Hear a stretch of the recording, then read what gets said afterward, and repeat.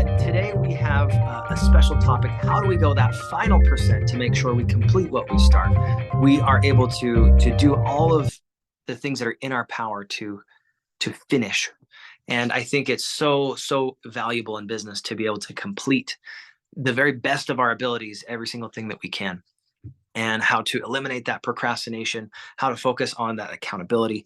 He's got a wealth of experience in all of these different facets. And when you have questions, he's going to be one of the best people I know to answer them. So, Mr. Daine Clark, come off mute. Good morning, my friend. How you doing? What is up, my friends? Happy Wealth Wednesday to every one of you guys. Berta, Celeste, Chuck, Gilbert, Janet, Kathy. Good to see you all as usual. Nicholas, Pat, Sandra.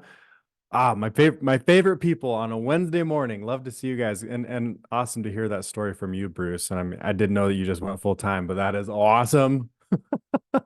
Congratulations, brother. Um, Cool. Well, let's see. Let's see, Brigham, you said the going the final percent. Yes, that final percent. You've heard of the final percent, right? You go not just 99%, you got to finish everything. You go all the way. Yes. So, how have you gone that Yes. final percent You in know, your business and life? this is actually funny that you bring this up at this very moment in even my life. Um, I've got some stories to share. So, one of the funniest things about, let's call it human nature, that I've noticed is that it's easy to become complacent. When you've gone 99% of the way, it's easy to be like it works. It's functional. Things are working. It's obviously you've had success. Obviously you've taken, and so whether it's 99 the last 1% in a certain goal, the last 1% in a big life change. You look at, I mean, I cannot tell you how many times as you, I'm not going to throw anybody under the bus, but as you look at humans, let's just say humans in general. Um, and so when you look at humans in general, there's a pattern. You look at most, let's even just say like husbands and wives, and you look at even just like household projects, right? And everybody, all of a sudden, I'm sure everybody's like, oh boy. And you look at household projects, or especially by, I guess I'm going to put myself under the bus here as generally the man. But if you're finishing a remodel of a bathroom or something like that, I can't tell you how many times you see it's like 99% finished. But it's functional, right? It works. So how do you get that last 1%? Um, and I feel like I've over the years I've discovered something, right? And I'm trying to think of some of the funniest things that I've seen that I'm just like, oh my gosh. But and I'm guessing you guys know what I'm talking about, where as soon as it's functional, human nature is such that we move on to the next thing. The next, and I don't want to make this a bad thing, because the next important thing many times, but so often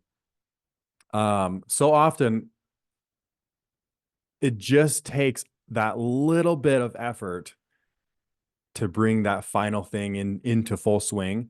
And I want to give an example, and I'll give the example that I just had to apply this principle for myself, because again, when things are functional, it's easy to just be like, it's good enough, right?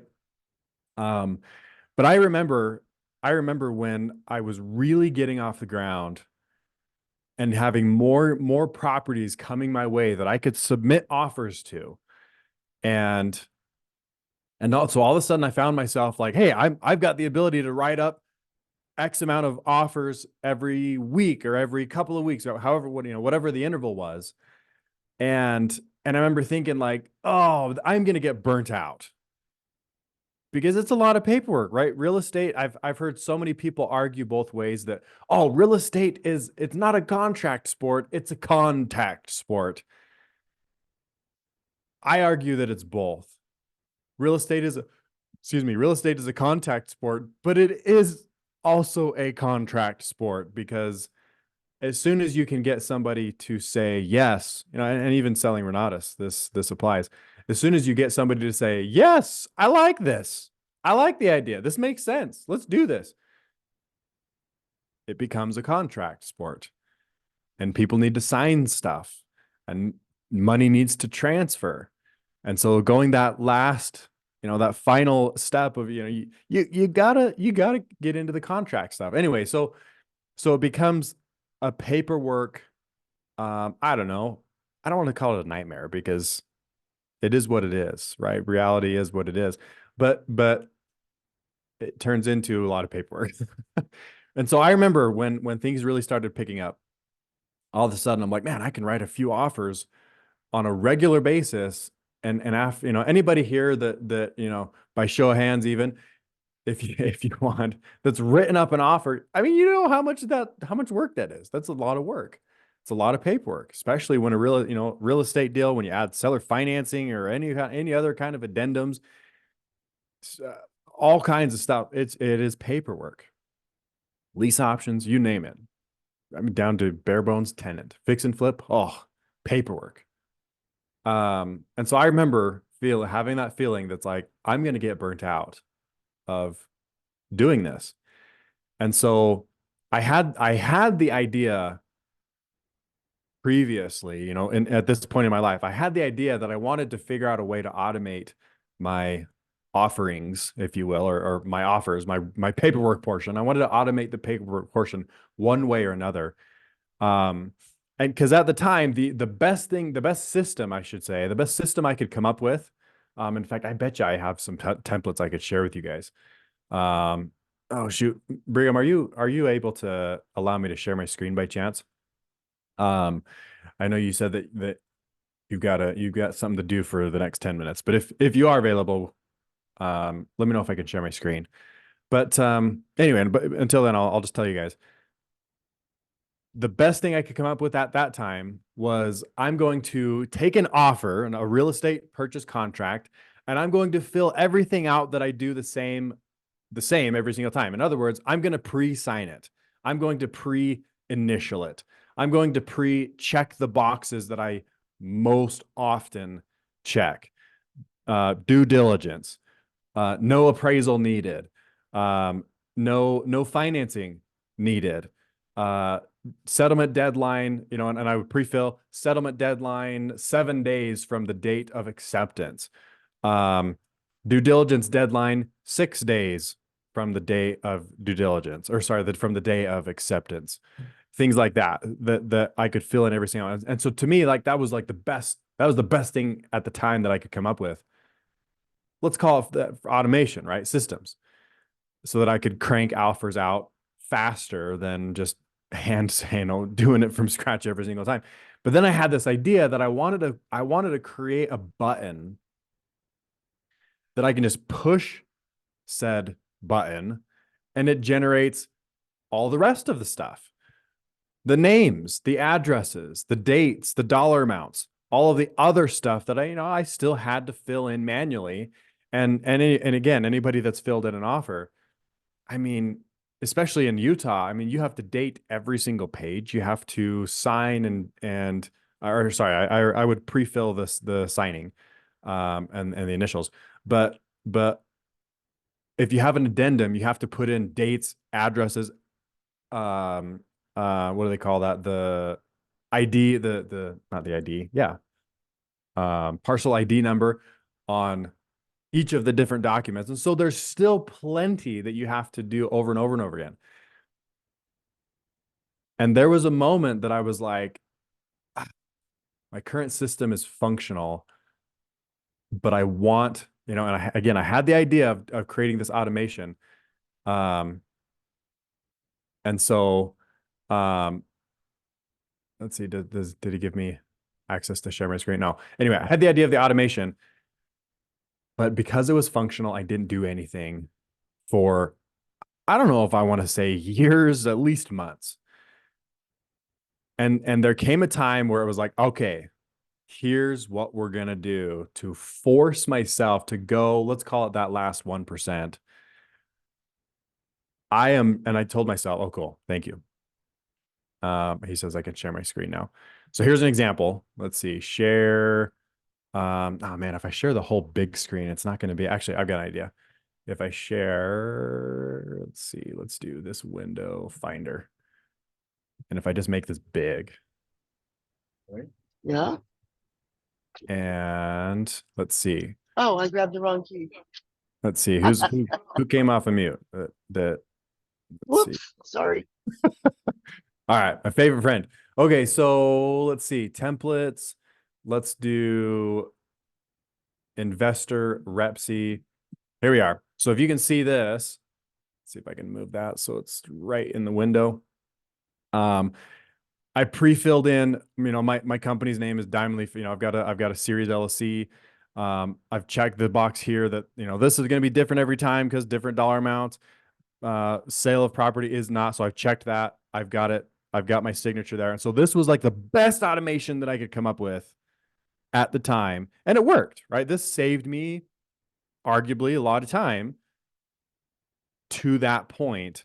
But then I was like, oh, but I still have to put a date right here. And I have to go in, I have to copy, I have to scroll down, paste, copy, scroll down, paste. And, so there was still some tediousness to this. Pre-signed there, but I still have to put a date in there. I still have to put a date in here. I still have to put some kind of a date, dates in there one way or another. Again, initials. And I have to put the date again, my name, the buyer's name, the seller's name, the property address again, and any addendums here. And so, for any of you that are like, all right, I'm at that stage, like there's your next level. If you're filling offers out from scratch, do that. But anyway, so that last 1%, I told myself I want to be able to just push button, fills out all the information. Again, still pre-signed. And the way that I got myself was I decided that I would not submit another offer until that system was done. In other words, as soon as I could see the greater light, I could see the writing on the wall that I was going to get burnt out of even doing that.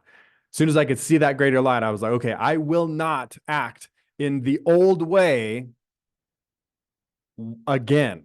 I will not do it. I will only do business in the new way and the new idea that I wanted to finish 100%, that it would work.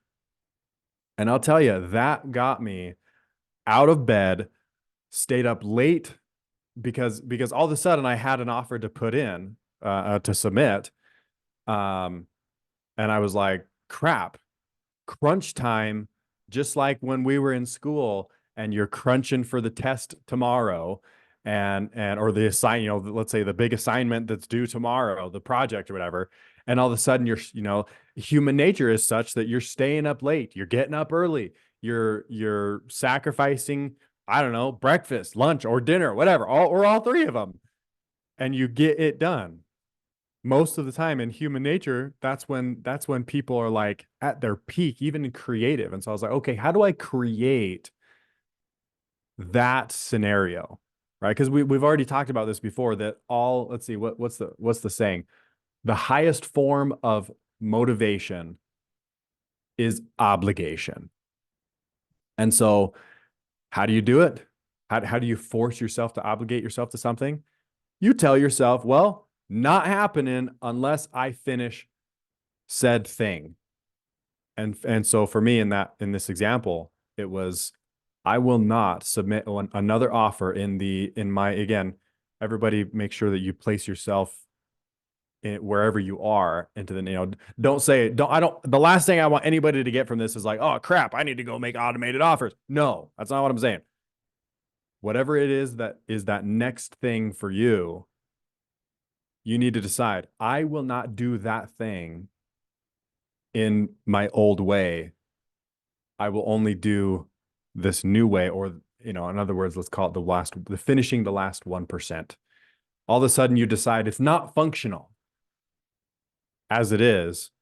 The only way it will be functional is if I finish, again, the said last 1%.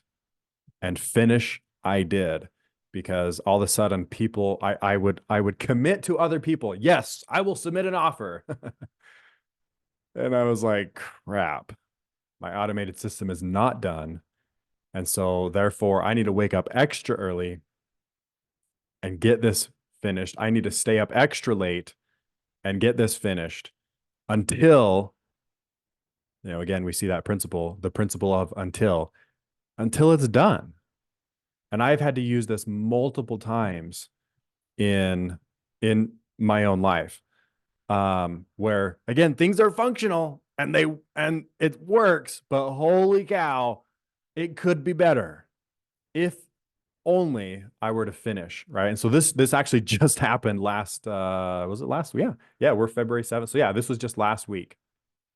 I've got dozens of cash flowing properties, and anybody that has a property that has a mortgage on it, and especially the first time this ever might have happened to you, that mortgage payments change every year, even because taxes change and insurance changes. And so this just happened to me because on where I've got a lot of properties under management, let's just call it that. A lot of properties under management, there's mortgages involved, seller financing, if you will. Even then, it still has to change because taxes change and insurance changes. So every year I have to watch for the changes, make sure that I know about it, make sure that my servicer knows about it, make sure that my assistant knows about it, make sure that the buyer knows about it, and make sure that at the end of the day, the bank gets the difference. That change, the mortgage changes because of the taxes and insurance. I dread it, actually, until now. But for years, I've dreaded this time of year because I know, oh boy, they're all going to start flooding in, and we got to change all the taxes, and everybody needs to know about it. And so this year, I told myself,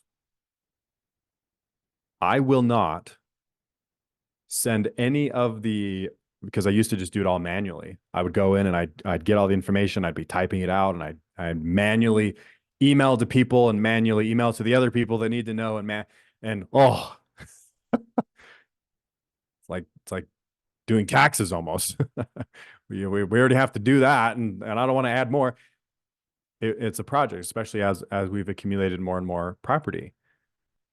And so this year, I told myself, I will not manually do, and it was so funny because I was so close to just being like, because I've got one due in like 3 days, 72 hours from now, I've got one due, and I don't want to have to let everybody know the day of. That's not fair. And so I stayed up super late, got up early, literally hours before things needed to change come February 1st for several of these the first of several of these properties that are changing. And I told myself, I will not do any manual updates, getting all this information from banks, from county recorders or county treasurers, county assessors for taxes, insurance companies. I will not do any of it manual this year. And it was funny because things started stacking up and I didn't quite get it done. And things started stacking up over the months over the month of January, over the month over the month of December, they started trickling in. Over the month of January, they started trickling. And all of a sudden, here we are, February 1st due dates. And I had committed to myself, I will not do it. I will not send one manual update to all the people who need to be in the know.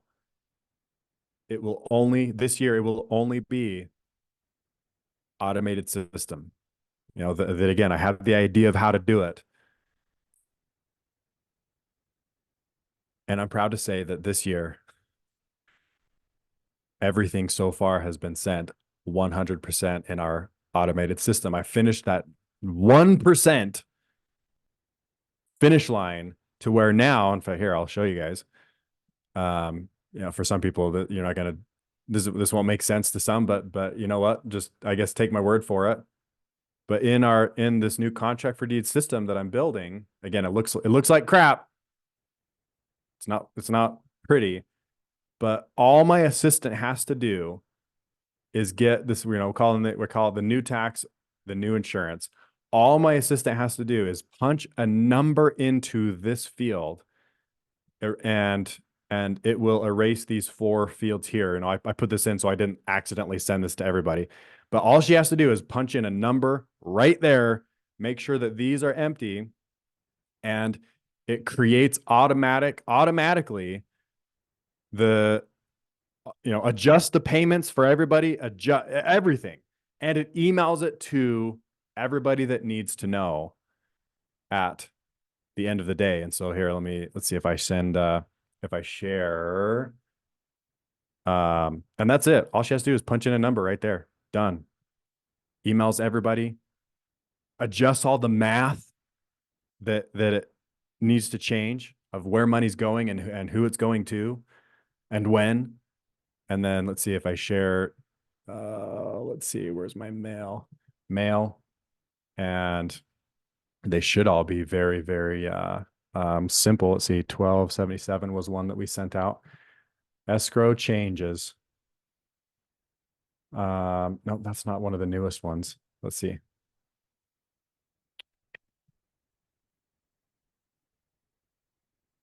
Oh, come on. Where's there should be one that it wasn't 1277, I guess. I'm trying to remember the account number here. I can look it up over here.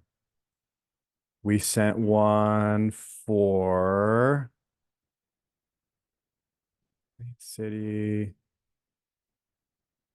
Was it Tooele? Let's see. Oh, here we go. Account number 1391. There it is. Finished product. It's and it lets people know, like, hey, these are the things that stay the same. Here's the things that change. And so all my assistant has to do now is punch in that $1 amount, adjust all the math, sends emails to the buyer. So here's what got sent to the buyer. Here's the information that the buyer needs to know. Here's the information that my servicer needs to know. Here's the information that all the breakdowns and where they're sending the money and when, and the system even realizes if my servicer is making the payment or if the servicer is sending the payment to me and we're making the payment, and the system knows now if they're sending it to maybe my partner and they're making the payment. The system knows. Smart enough. Now we're just, again, all I have to do is punch in a number to that field. The system does the rest. 100% automated. And holy cow, I'm sleeping like a baby at night. But it was functional for years. I've had this idea for quite a while, to be honest. And I because it was functional already, we were getting it done, at least. I didn't go the last 1% because it worked. But I finally just changed my mind and said, I will not operate in the old way because I've seen a greater light of what's possible. And so the only option is to cross the finish line, to get the next thing done so that life becomes better. And I'm excited about this time. Now I'm just like, sweet. I'm excited about this time of year because I want to use the new system. It's fun again, where it used to be tedious. Just like back when it was fun to write my first offer. It was fun to maybe write my first 5-10 offers. After that, I was like, this is tedious. So let's make it better. And I will not operate in the old way because the only option is the new way. And when you obligate yourself to other people, because let's be honest, I am obligated to get all this information out. I have already told everybody that I will. when I first entered into all of these real estate deals, I basically committed that, yes, every year I'll make sure that all of that stuff and everyone in the need to know is up to date. I've obligated myself to do it. But then I changed it to say, you know what? My new obligation is that I will do it, or my assistant will do it through a system. Because truth be told, because it was so complicated to do it all manual, I didn't trust my assistant to have to double, triple check every little number and make sure that everything goes to the right place. Because again, it was just so manual. I didn't even trust my assistant because I would make mistakes. And if even I'm making mistakes, how can I trust even an employee to take as much care as an owner to get that done, right? And so, but now I'm just like, yeah, my assistant can do it. Pay her to get that done at the end of the day. And so I'm sure that there have already been several people that have had had ideas pop up into your mind. Notice the things that are popping up into your mind that you're just like, you know what? It's time. This is your sign. The difference between going that last 1% is the same way that or the same concept that all the highest form of motivation is obligation. How can you change your relationship to this last 1% so that you literally obligate yourself where you have to do it? Because at the end of the day, if you don't, then you're going to fall short of an obligation. Nobody wants to look stupid among our fellow humans, right? If I didn't finish this thing, then I'd look pretty dumb because all the payments are changing and stuff, and somebody would lose money. Even I shouldn't say lose money. Somebody would lose some opportunity costs. Somebody would lose profit, a little bit of profit, because especially if the payment changes as much as $50 to $100, and we've got dozens of properties, I mean, that adds up quick. And so in my case, who's going to eat that? If I'm the one that dropped the ball, then it's me. And so I'm going to eat that, one or couple $100, whatever, every single deal. I mean, that's thousands of dollars. And so whatever it is that's popped up into your mind, find out what you can do to give yourself that the test is tomorrow effect, or in 72 hours or whatever it is, that gets you to say, it's time to finish.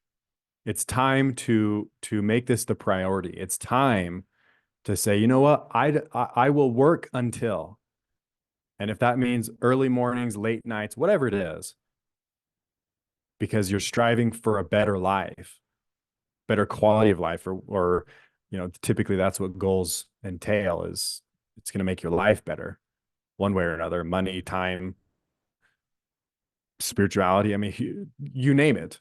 All goals make lives better, especially when achieved. What is it that you're like, this is going to get me to say, all right, 1%. We're crossing the finish line, because functional, just straight functional is not good enough. It's time to take it to that next level. So I hope this is making sense. And I So hope I had a quick question, Daine. Go ahead, Chuck. So when you're obligating yourself to go this final percent or whatever, how do you know what to do to get the project done, I guess? Because I mean, I've done these obligations before, and like I'd say like 90% of the time I fall short. And then I feel like I'm failing. So I mean, how do you figure out what the next step is to fulfill that obligation? So sounds like the obligation needs to be knowing what to do. I'm trying to remember the guy's name that says this, but most people that don't achieve what they want, or most people that don't get what they want, it's for two reasons. One, is they don't actually know what they want. And two, it's that they just don't know how to go get what they want.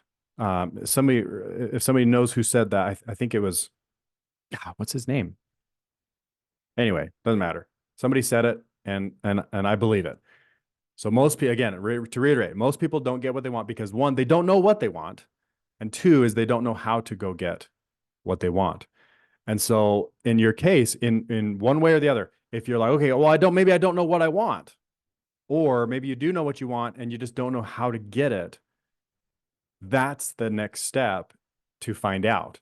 And so you need to figure out what can you obligate yourself to, or who can you obligate yourself to say, yeah, it was either Simon Sinek or it would have been, oh my gosh, Grant Cardone. It might have been Grant Cardone. But what was I saying? Oh, obligating yourself to either one of those things. Because if you already know what you want, but you just don't know how to get it, that's the next step, is figuring out, how do I get this? So let's say in my own example, I knew I was doing manual stuff and that it was driving me crazy. That's the first sign that you know, like, okay, there needs to be a better way than current situation. There needs to be something better. There needs to be. And so I didn't know how to do all this out. Like if anybody thinks that I came in fact, Nicholas and I were even talking about this yesterday. I did not come into Renatus knowing spreadsheets. I mean, I had like this much knowledge, but I knew that there was a better way. And so I spent my time researching. I spent my time YouTubing. Instead of YouTubing funny cats and idiots driving off of cliffs on dirt bikes or, whatever, doing stupid stuff, or even political, watching, political, I'm a big, like, what the heck's going on in the world kind of guy. Instead of watching that kind of stuff, I would be YouTubing these people that barely speak English, but just, they know how to program. They know how to do spreadsheets and stuff like that. And so I'm sitting there trying to like translate their funny English, watching these YouTube videos of them doing these things that I know I want to do in my situation. And so it comes into what are you spending your time researching? What are you spending your time learning? What are you spending your time asking questions in the world? What are you spending your time Googling? Right? Or asking other people, like, what do you Google to get to what you want? Because often, and that's the thing I love about Renatus is most people don't even know what to Google when it comes to learning real estate or sales or contracts or creative strategy, seller finance. I mean, I remember the first time I ever heard the term subject to. That term didn't exist in my world until Renatus spoke it into my ears. I wouldn't have known what to Google. Same thing in some of the automation things that I've shared. I wouldn't have known what to Google until I started seeking out, asking other people that did know, pointing me in the right direction, all the way to the point where I was like, okay, now I know what to do. And it's just a matter of doing it at that point. And so, if you can obligate yourself, and say, I'm trying to think how I might have obligated myself to find out what that was, what to do, because, it wasn't the first time I had automated something. I had done some other stuff. Let's see. I think it was, and maybe I even need to find some other stories outside of automation. But yeah, I remember in that same, in the same concept, if you will, of I have to find a better way. And usually the sign that it's time to find something is when anything in your life, I don't want to say sucks, but if anything in your life causes you grief, pain, disgust, even annoyance, like, again, anything in your life, there's your sign that it's like, okay, time to make this better. Right. And in fact, it's funny because some people still bring up to me, and some people heard me talk about my household dishwashing system that has actually given my life, how do I say this, a better quality of life within my household, because it was my sign when I was newly married. I think we might have had 1 or 2 kids at the time, and I just hated dishes. I remember, I'm not sure if I've ever shared this before, but I remember I grew up milking cows on a dairy farm, 3:30 in the morning on a Sunday or before school or whatever, milking cows, or from 7 p.m. until midnight or so, milking cows. And I remember my friend in high school said, let's go get a job at the local restaurant. There's a really big restaurant that people would come from miles around to see. And he's like, let's go get a job at this restaurant. And I was just like, cool, it'll get me out of milking cows, right? And so we went and applied for a job. We got the job of dishwasher. And I remember working there the first day, and I was like, this sucks. I'd rather milk cows. And so I literally put in my, I don't know, 24-hour notice. I basically told him I wasn't coming back the next day. I washed dishes all day that day, all night until closing, and then cleaned up the kitchen. And I was just like, I would rather milk cows than wash dishes.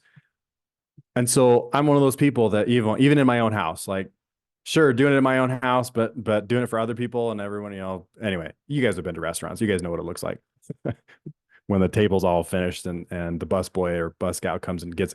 Anyway, that was my sign that I was like, I do not like this in my life. It drove me nuts to have dishes all over the sink and counter, and then one person has to load the dishwasher and empty and put a. No, that was my sign that I was like, this is not good enough.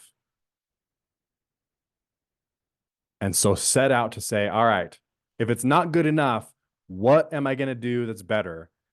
And it morphed over time and graduated until what we do even today.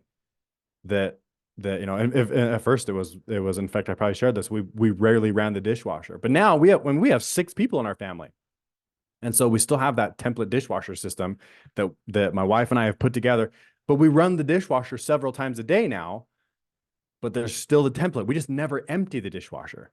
The template dishwasher is the same, but now you close it, you push the start button, done. And then after breakfast or for lunch, you got a bunch of clean dishes, but you don't put it in the cupboard. You just pull it out of the template. Anyway, yeah, I think you guys are picking up what I'm putting down. If there's anything in your life that you're like, all right, I don't like this, there's your sign. If it's business related, if it's within the walls of your home related, if it's spiritual related, career related, anything.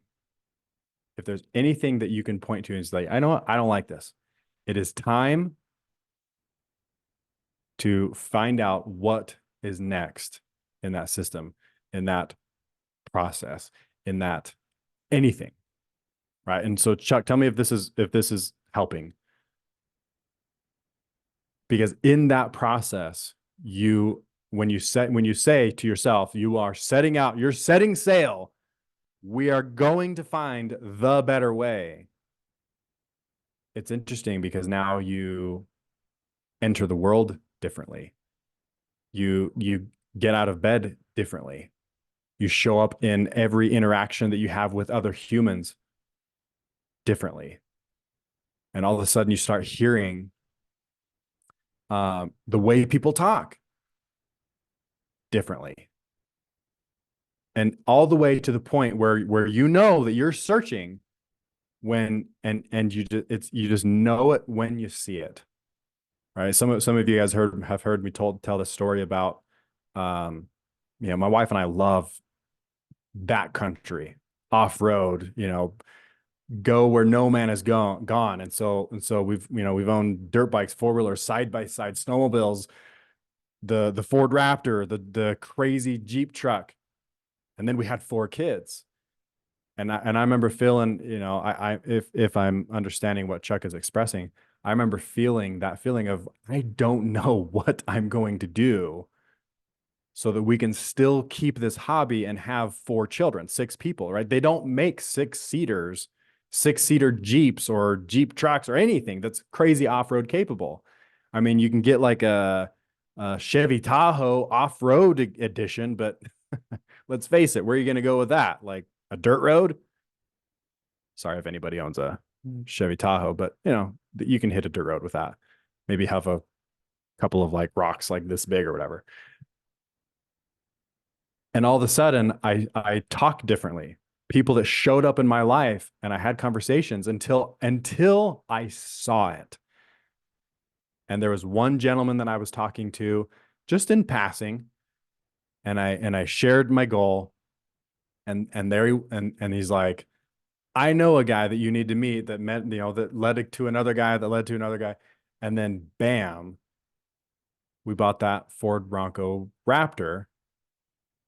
And still, I didn't know exactly how, but I started, and it took me 2 afternoons to weld in that third row where I've got that, basically a Jeep back seat in that Bronco with racing seat belts and the Ford Bronco Raptor version has braces further back in the roll bars. And so much safer in a roller situation.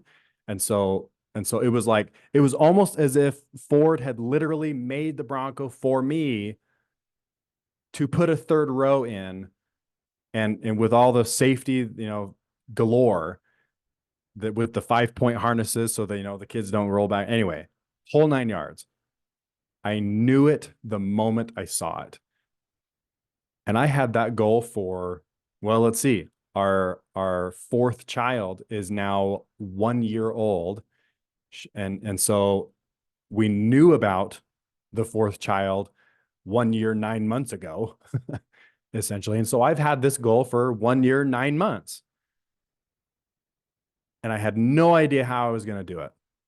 But because I showed up differently with that goal in the back of my mind, one way, some way, obligating myself, like, yes, family, we will do this. We will figure it out. And some of you that followed that story, I thought I was going to do it to the Jeep truck.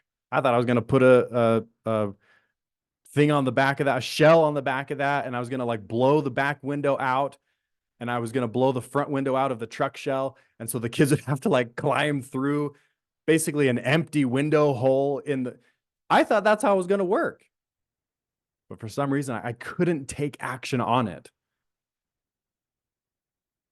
And then like I say, the moment I saw, what do they call that? Football analogy. And when you're running, when you hand the ball to the running back, the goal is to look for the hole in the line of defense. And I saw it and jumped and obligated myself that and even with that Bronco, I was like, I will not rest until this thing is done and we have a third row Bronco. Didn't know how I was going to do it, but figured it out along the way. Had it in the back of my mind for a year and 9 months, basically since inception of child number 4. And when I saw it, there was no denying. And I could probably tell the same aspects of the stories, even with, the other couple automation things.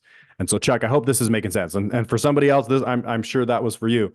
If you're just like, I don't know what to do next,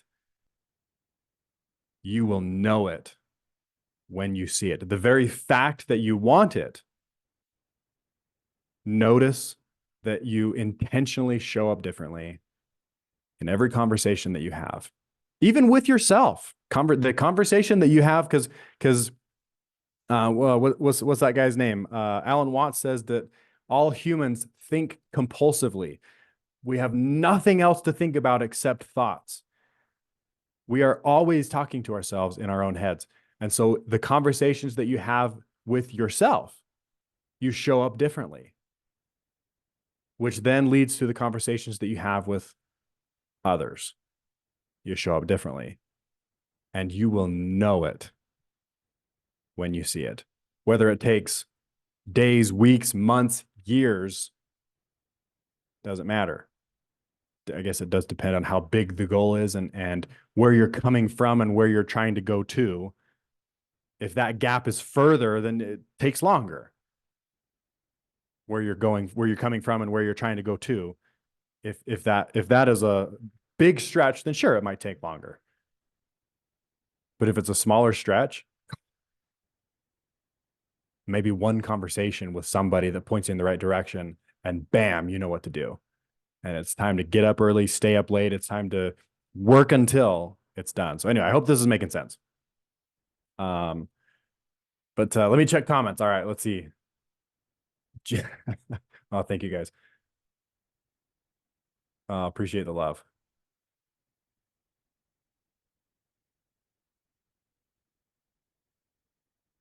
Constant iteration to be others. Cool. I don't see any questions. But yeah, questions, comments. Chuck, did that? Oh, actually, Chuck's gone. Chuck, did that? If you can still hear us, did we get the creative juices flowing? Do you know what to do now? You're on mute. No, I don't exactly know what to do, but it sounds like I confused you. Just keep asking, and eventually it'll come. Eventually, when I realize it, I'll know. That's what I got out of that. So change the way that you talk to yourself, because it matters. The internal conversation you have with yourself, it matters. It will then change the conversation that you have with others, what you notice in others, what you hear from others, and how you speak to them. And research. If you don't know what's next, find out what's next. Right. And if you want, let's see, we're just after 9 o'clock. So we got to jump into the dream call. Share with me what the goal is that you don't know what to do next.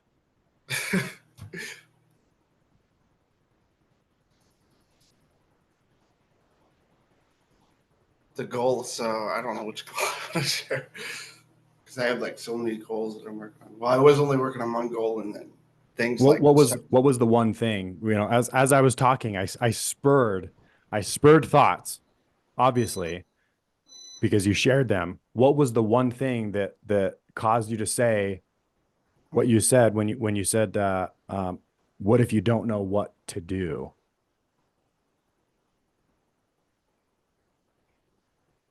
I think it's in my business and my relationships. That's where I'm basically. Yeah. So maybe seems more of like a general. If I'm understanding correctly, it's not like you're pointed at one thing and it's like, what do I do? It's more of like a general feeling of, I don't know what to do. And tell me if I'm anywhere accurate or not.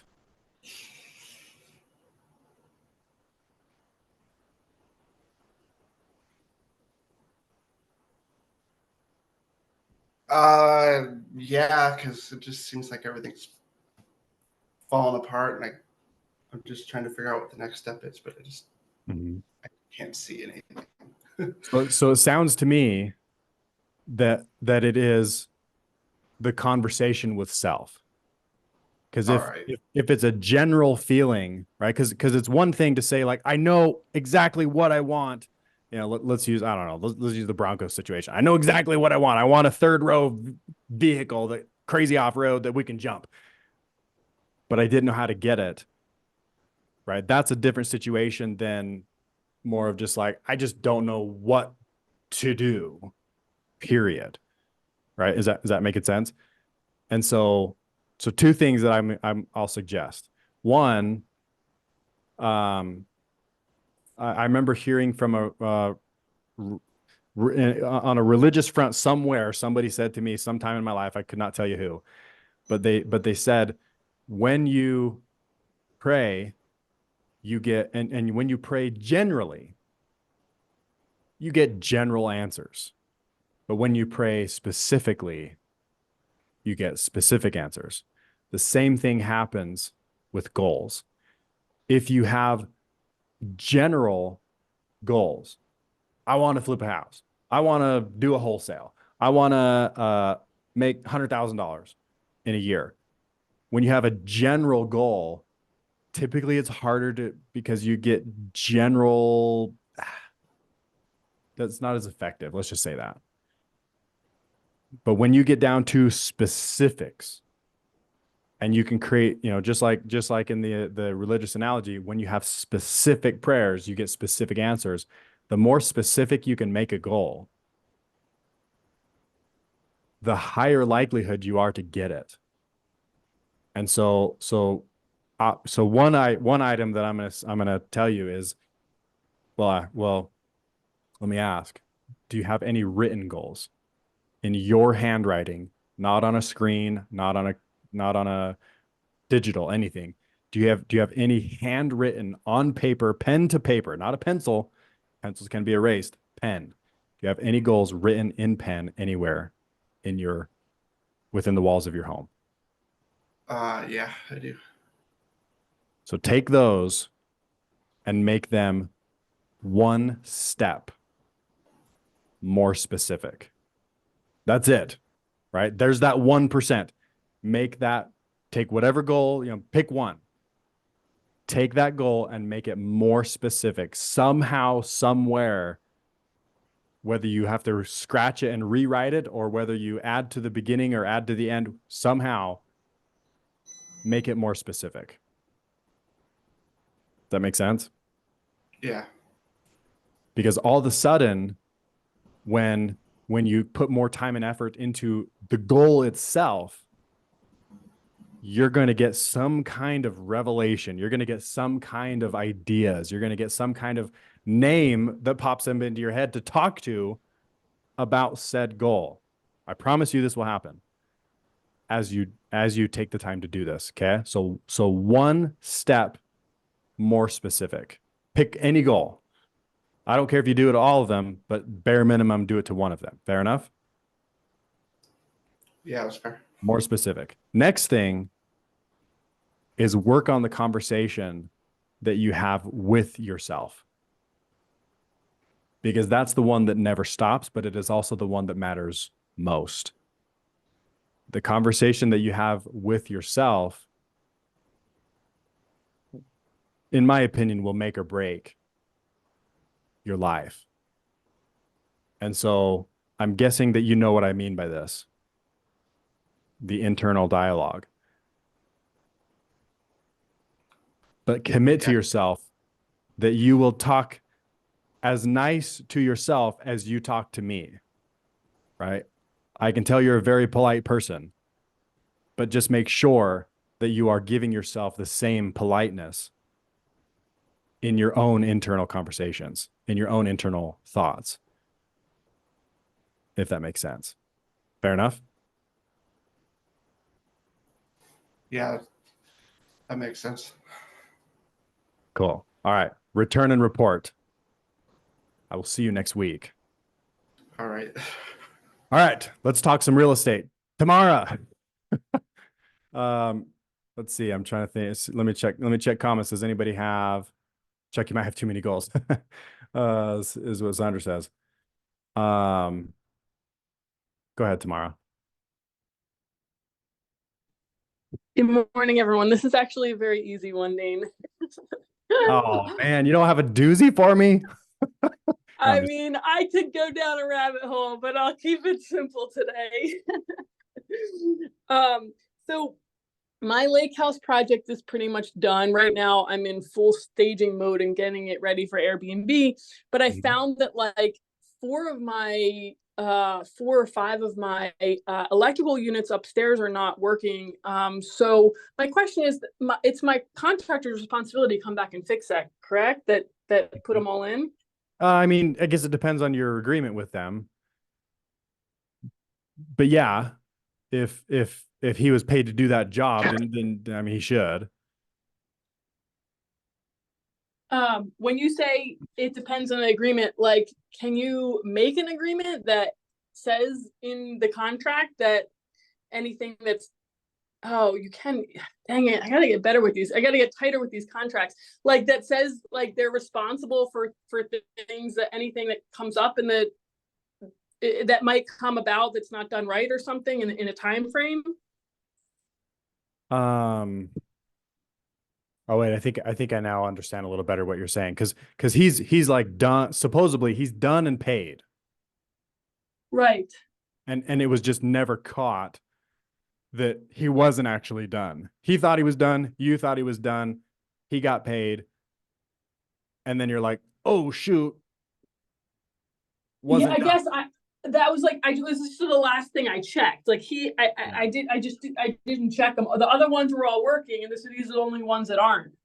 Yeah. And so have you already had a conversation with him?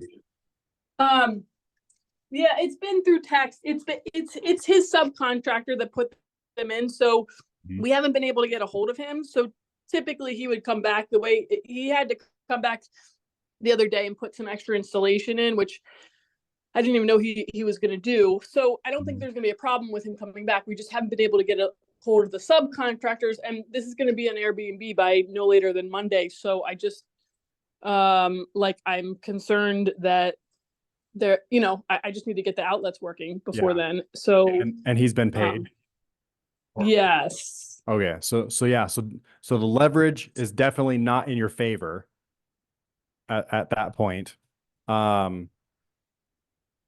He's been paid minus $2,000 that I somehow oversaw. So there's the $2,000 on the line. But okay, yeah. So, okay, cool. So you do have, so you got some leverage. Yeah. Then, and so that's typically your first line of defense is like, hey, I can't pay you until the job is done. And so if he's asking for payment, he's like no, like I can't pay you until the job is done. And so hopefully that can help you with getting it done fast. Because if you're like, hey, this needs to be Monday. And so one thing that I've done in the past is this whole obligation motivation thing is try to get them to be obligated to your own deadline as well. I haven't had one exactly like this, but I had another one where, there was hard money on the house. The contractor was taking his sweet time, and he hadn't been paid the final bit. So, we had the leverage still, but eventually I was basically like, dude, contractor, if you don't finish, the hard money is going to start foreclosure because the project has gone long. And so if you're the one that causes me to go into default because you don't finish on your end so that I can finish on mine, we're going to have a problem. And I like you and everything, but if you're the one that causes me to go into these deeper problems and not meet my obligations, that's a problem. And so I hope that kind of illustrates what I mean by this, where if you can find a way to help them get on board with your own obligation that's time sensitive, is like, hey, come Monday. In fact, do you have people that are going to be coming and staying on Monday? No, I'm going to have it listed buyer before Okay. Monday. Still use the date. Still use the Monday day, even though, like, in hindsight or in your own situation, like, sure, like it's probably okay if the plugs don't work Monday, but it's a wild card when you need the plugs to work. And so yeah, use the Monday date and try to, word it in a way that it's, instead of being like demanding, it's like, can you help me? Because my deadline is Monday and I need this functional. I need this to work so that we are ready for Monday. And so, because in most cases, humans like to help each other. And so I would say, because obviously you have the pay thing. And so if he asks for payment, you'd be like, no, I can't pay you until that. But to get it done a little faster, share that, hey, you're on a crunch to get this done. And you'll have the highest likelihood of him, contractor, being like, okay, yeah, we'll get it done. We'll bend over backwards. We'll come early. We'll stay late, whatever it is.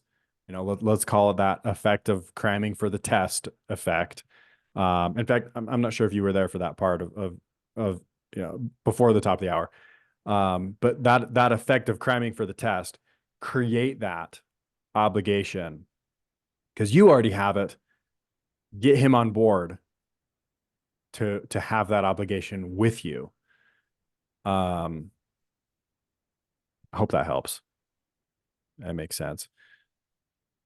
But Yeah. Cool. But yeah, in my opinion, that'd probably be your best shot. Just making sure some of these comments are not questions.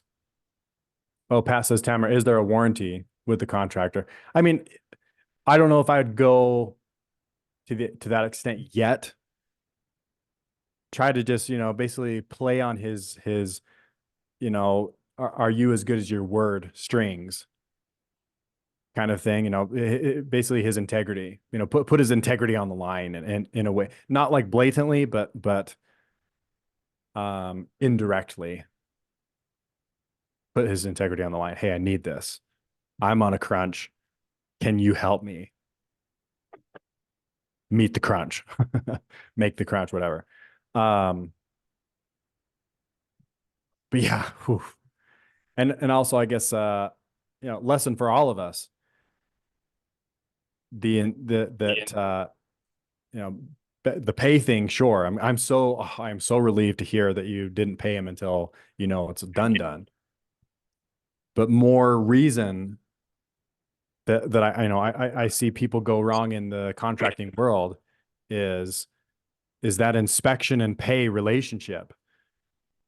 Inspecting the work and making sure it's functional, going the extra mile is something as simple as outlets.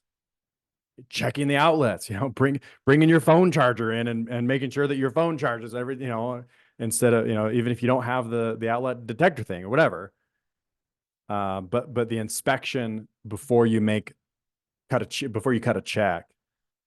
I mean, like that is one of the relationships I see go wrong most often. I'm not saying tomorrow that you did anything wrong.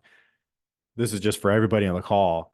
Like that is the biggest mistake I see across the board, is that contractor to pay and when inspection before pay relationship. But anyway.